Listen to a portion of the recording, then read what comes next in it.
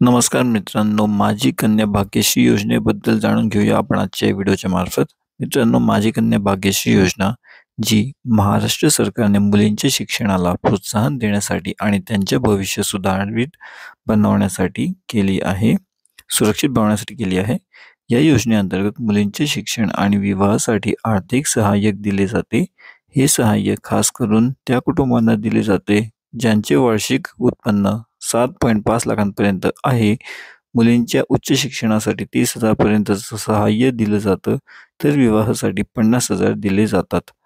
या योजनेसाठी कुटुंबाने मुलीला सरकारच्या डेटाबेसमध्ये नोंदणी करावी लागते. एकदा नोंदणी झाल्यावर सरकार मुलीला विविध आर्थिक मदत देत जाते, जी जी तिच्या शिक्षणासाठी आणि विवाहासाठी उपयोगी पडते. माझी कन्या भाग्यश्री योजना मुलींच्या भविष्याचा विचार करत तयार केली आहे. ही योजना मुलींच्या शिक्षणात आणि विवाहाच्या तयारीत मोठी मदत करते.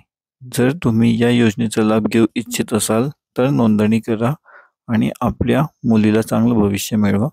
मित्रांनो, या योजनेबद्दल संपूर्ण माहिती आता मी थोडक्यात सांगतो पटापट.